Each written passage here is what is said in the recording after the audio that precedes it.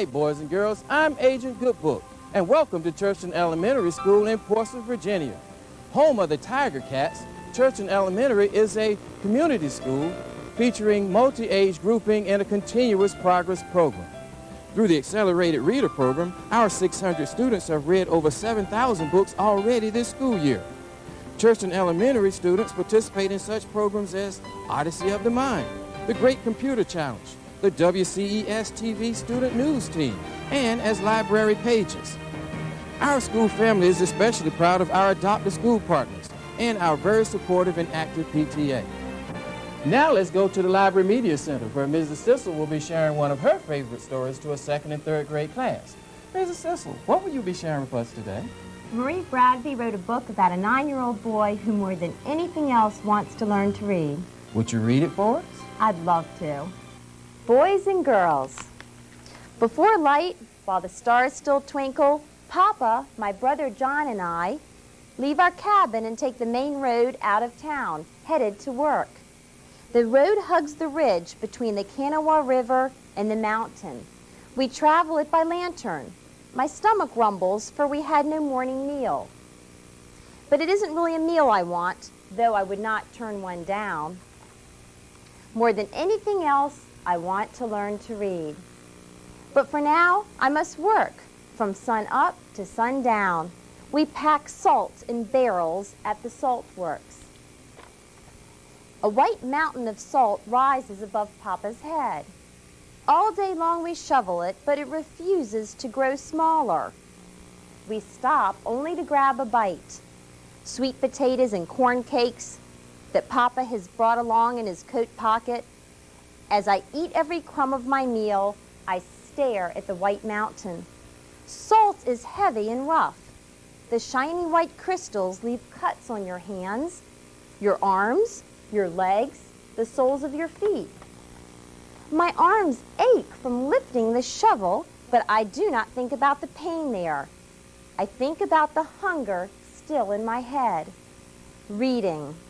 I have seen some people, young and old, do it. I'm 9 years old, and I know if I had a chance, I could do it too. I think there's a secret in those books. In the chill of the evening, I follow Papa and John back up the road, stopping to catch a frog. The frog wiggles and slips, but I hold on tight and let go when I want to. There's something different about this place where we live now. All people are free to go where they want and do what they can. Book learning swims freely around in my head, and I hold it long as I want. Back in town, coal miners, rivermen, loggers, and coopers gather on the corner. They are worn out as me, but full of tales. I see a man reading a newspaper. Aloud, and all doubt falls away. I have found hope, and it is as brown as me. I see myself, the man, and as I watch his eyes move across the paper, it is as if I know what the black marks mean, as if I am reading, as if everyone is listening to me, and I hold that thought in my hands. I will work until I'm the best reader in the county. Children will crowd around me, and I'll teach them to read. But Papa taps me on the shoulder, come on, and John tugs at my shirt. They don't see what I see. They don't see what I can be. We hurry home. Mama, I have to learn to read, I say. She holds my hand and feels my hunger racing fast as my heart.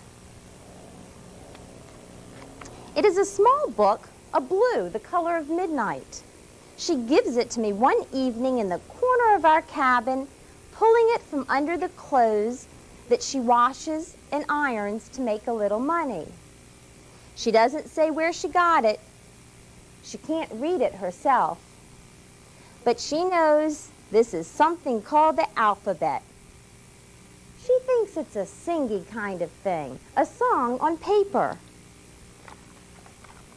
After work, even though my shoulders still ache and my legs are stained with salt, I study my book.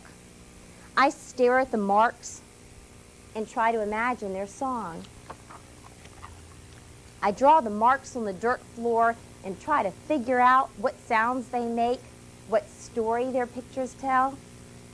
But sometimes I feel as if I'm trying to jump without legs, and my thoughts get slippery, and I can't keep up with what I want to be, and how good I will feel when I learn this magic, and how people will look up to me. I can't catch the tune of what I see. I get a salt-shoveling pain and feel my dreams are slipping away. I have got to find him, that newspaper man. I look everywhere. Finally, I find that brown face of hope. He tells me the song, the sounds the marks make. I jump up and down singing. I shout and laugh like when I was baptized in the creek. I have jumped into another world and I am saved.